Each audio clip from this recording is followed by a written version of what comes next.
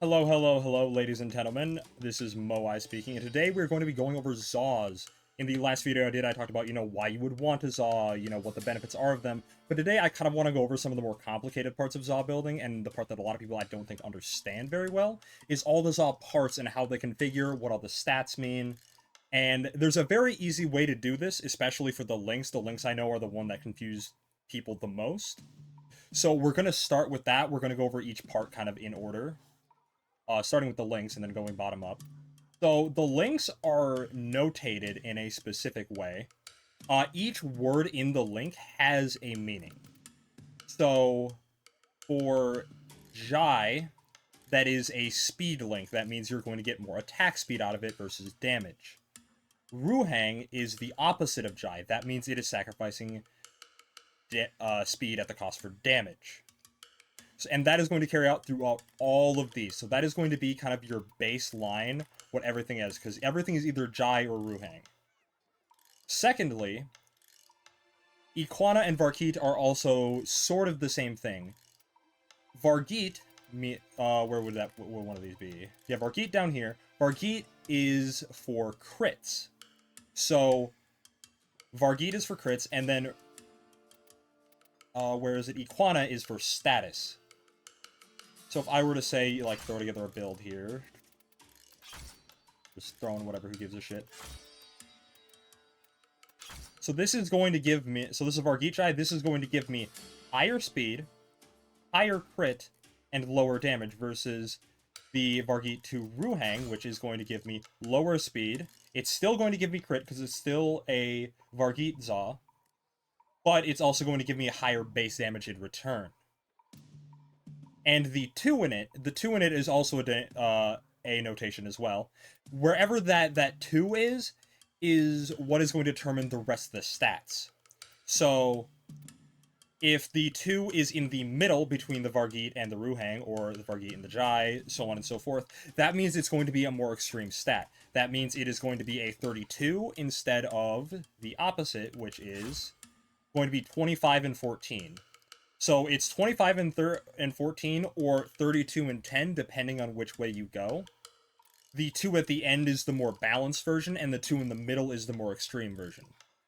So to recap, we have Jai and Ruhang, meaning speed and damage. We have Vargit, meaning crit, and Iquana, meaning status. And then the 2 is denoting the rank and how the stats are balanced. I think that is the one thing that people get the most confused. I will put up a visualizer of that so you can look at that and not just hear me talk about it on screen right now. And secondly, the grips. The grips are pretty straightforward. The grips are basically different combinations of damage and speed. Again, similar to the links. So whenever you're picking a link, you want to pick an appropriate grip to go along with it. So for example, Cicala is the fastest of them, right? So Cicala is going to give me the highest speed of 1.25, but the lowest damage of 212. Now, if I were to go to the Stung, for instance, the Stung is going to be 244, but it's only going to be 1.03 for damage. Now, the Stung and the Cicala are probably the only ones you really want to worry about. However, you can mix them around and change them depending on, if you want better fashion or something. I personally think the Krustra is pretty cool. One of my favorite Zaw configurations visually would be the Krustra and the Plague Kripath. I think this is a very, gnarly looking spear, if you will, that I think flows really well. And I also love the wrappings around the handle as well. I know a lot of them have that, but again, fashion can be considered. And like I said, you're not losing an insane amount of status for it, because like I said, even if you're losing a little bit of speed, you're getting a bit of damage back and vice versa. So it all is up to preference. You can have a ribbon to compensate for these things. I think that is one of the most important parts of Zaws, is that ribbons can compensate for your build, and you can build from the top down with making the ribbon first, getting the stats of the ribbon, and then balancing downward. So that is mostly it for grips. The only other thing with grips is that the length is obviously going to depend on what weapon you're getting out of it. That I'll explain that more when we get into the Zaw heads. The Zaw heads all have two different types of weapons they can be. One for short grips and one for long grips. So, Bala can either be a staff or it can be a dagger. Now, Bala especially is probably one of the best daggers in the game. Bar, I don't think there's any that quite are as good as it. I think that for a long time, I don't know if this is still true or not, I would have to look this up, but Bala, in any configuration, had more damage and speed than any of the base game daggers. Again, that might not be true. The Karst Prime might have some better options for that. I don't know. But I would always go for the Bala if you want to make a dagger of any kind for any reason. Again, say Covert Lethality. I know some frames really like to use that. Again, Ash probably. Like, again, if you're making a finisher build, Bala is probably the way to go. I used it for a very long time, back when Covert Lethality was in its old state. Back when it was an insta-kill on finishers, and I would use that with Naros all the time. It was fantastic, worked great. So the Siath is... maybe that's how it Siath? It is going to be a polearm, or it is going to be a machete on a short handle. I think that there's a couple machetes. I believe the Crunch is machete as well. We'll get there. If you want to make a machete, the Siath is the one you want to go with. The other ones are, I would probably say, aren't really worth it making a machete for. The Datat is going to be a polearm, or it is going to be a rapier. Now, if you do not have access to the Plague parts, if you want a rapier, this is probably what you are going to go with.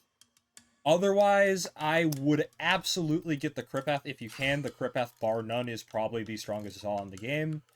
Probably one of the strongest melees in the game. That is a traditional melee and not a glorified grenade that are glaives. Because, again, having that innate viral is so, so important. And also, we'll get to it later. There's more to it. The Dakram. The Dakram is the only heavy blade Zaw, and I would say that this is one of the higher tier Zaw strikes, because it can be either heavy blade or it can be a scythe. And scythes have a lot of really good properties. They are great for heavy attack builds because they have an innate slash proc on their heavy attack, and also, I believe, knockdown. Yes, they do innately knock down, so that will give you a very, very high damage heavy attack build for melee afflictions, if you want to go with a Scythe, although I would recommend getting a skin for it, because this is fucking hideous. The Necros Deluxe has a Scythe skin in it, if you were wondering. I believe the Hate skin, the generic, the Jade Light Hate skin also is generic and can apply to any Zaw. So that's a really, really nice fashion one. But back to the enough about fashion. Back to the strikes. The Crunch is going to be either a machete or a staff. Crunch is very interesting because it is mostly impact and has slash, but it has no puncture. I don't recommend the Crunch for much. I don't think it has a place, genuinely speaking. So I just would steer clear of that entirely. The Muon is either going to be a short sword or it is going to be a polearm. I really like the Muon personally. I think it looks really good as a strike. So if you're concerned about, making a fashion weapon, this is a really, really good choice. Like, there's a lot of, like really cool configurations. I think that, like, with the Corb, it looks really nice. Kind of looks almost cutlassy. You can have it with, like, the really long... The Quaith is also one that I really like for fashion as well. Quaith is really nice. It's on the slower side, but it looks really cool. It's that nice, like, long, almost Odachi-like hilt. Like a nice two-hander. But other than that, I think it's really good. I think that... let me check the proc weighting just to be sure. Because it's between this and the Uthla. The Uthla is... it has better slash rating. A much better slash weighting than the Muon does. The Muon is more balanced in its IPS spread. But, like, if you're going to make a slash build, again, I don't I don't necessarily recommend a pure slash build these days because of the health changes that were made to enemies, but I think that if you are going to go this route, if you do want a short sword, I would probably take the Uthla against my better judgment, even though I really like the way the Muon looks. And then we have the Plague Kiwar. Again, the Plague Kiwar is fantastic. It is a scythe. If you want to make a scythe build, I would take this over the Dock Ram. Just, again, purely because of that pure viral. Like, if you're pairing it, like, this is going to have a slightly higher damage, because each strike will change its damage output, even if they are the same type. So this is going to have, I think, like, what, like, how much is it? 3 more base damage than the Plague Kiwar. But I don't think that really matters, because this is the first of the Zaws that has extra stats as a strike. So the Muon, or the Plague Kiwar rather, is going to have an extra 4% status, regardless of how you configure it. So the Plague Kiwar is I believe it's a staff, and I believe it is a scythe. Yeah, it's a staff and a scythe. I would not go with the staff. The staff is not good. I personally think that staffs are very weak in terms of their stances. Oh yeah, the Uthla is also a staff as well. Just got to make sure of that. But yeah, again, I would not go with staffs. Staffs are very weak in their stances. Anyways, on to the Crown Jewel, the Plague Kripath. The Kripath has been a fantastic melee since its inception. I think I still use some of my builds from way back when, like, I think it was the second time Plaguestar came around in, like, very early 2018. Some of the builds I made back then, I still use today. That is how enduring the Kripath is. It is a fantastic melee. It will serve you well. If Plaguestar ever comes back, or if the Halloween event comes back, I know that this was available as a Halloween item last year. So if you are ever around during those events, either Halloween or Plaguestar, I highly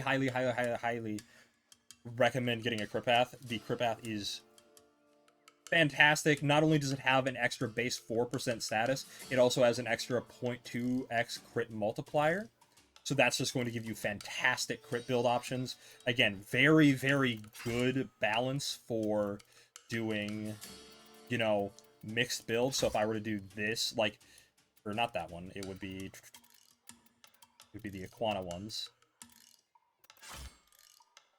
Because I would still get, like, a solid, like, 14%, or if I was going for the more balanced one, I would still get, like, a good 18% and then a 25% status chance, or flip that. Actually, don't technically flip that, but that's probably what you're getting. So again, you get a pretty solid mix of crit and status with either of the Plague Zaws. Again, the Kripath is probably the best because it is a polearm, and polearms have very basic, although very fast stances, meaning it can apply status very, very quickly. I would probably go with a end 2, so that would mean one of the balance builds, either have it lean towards crit or lean towards status, but keep it in a balance. I would not go for the 32, or in this case, it would be 36 if it was crit. Because you kind of want both. Again, I have a melee influence build that I will throw up on the screen right now that you can all look at. That is my personal build for it. Again, you can always adjust these builds. That's the beauty of Zaws, is that depending on what you like, if you like, you know, faster speeds, or if you don't mind, you know, a little bit slower Zaw, if you have a Riven that compensates, it's all depending on, you know, what you want to get for it. And then lastly, the final strike is the Setfon. The Setfon can either be a staff. Again, they have a lot of staffs for some reason. I don't like that. I wish they'd give us more polearms. Can either be a staff or a Nikana. Now, like the Plague Zaws, this gets a bonus as a strike regardless of how you configure it. It is going to get an extra 2% in both crit and status regardless of how you build it. So this opens up a lot of options. It is a fantastic strike. If you want to make a Zaw and you do not have access to the Plague Zaws and you just want to start somewhere, I would recommend getting a Nikana out of this one. It will serve you for a long, long time. Fantastic build variety. Can build for either crit or status. Will carry you to the ends of the earth. Has heavy attack options. So many ways to build this one. It is probably, out of all Zaws, the most versatile that a Zaw can be, just because it has those extra stats. Fantastic slash rating as well. I need to check that directly, but if the math is right, so 20, so about probably like a 70-ish% slash rating. So again, fantastic for just getting slash procs if you're doing a status build. If you want to do that, like to pair with melee influence, for example, that has a lot of really good options. And again, if you're doing a status build, you can, fudge the numbers a bit. You can get 27% crit chance or 16% status chance or vice versa, depending on what you're building for. Gives you lots of options for that. And again, there's no real objectively, best Zaw build. And again, the beauty of it is that it is all for comfort, fashion, whatever you want to do. It's really hard to make a Zaw that is bad if you know what you are doing. And again, fashion can apply to these. Like I said, you'll get slower speeds, but you'll get that higher base damage. So even if you are swinging slower, you will get something out of it. So again, if you like the fashion of the Corb, for instance, you can take that with you. Or if you like this, which is a weird, curved hill, if you want to be Count Dooku with this. This is the fastest short link, by the way. And the Corb is the fastest, or is the heaviest short link. Or short handle, rather. So, P and Corb and Sikala and Stung are your two extremes. And everything else is a measure of in-between. The Plague handles, unfortunately, don't really have any, like, how do we say, like, special properties. They're very weird balance. Again, they don't affect range or anything. They're a weird mixed bag, and they're probably not that great. Although I do say that the Plague Boken and the Plague Aquin both look very good. They're very cool looking handles. So if you value fashion, they are not a bad option. And I think that is going to do it. I will see you in the next video. Peace out.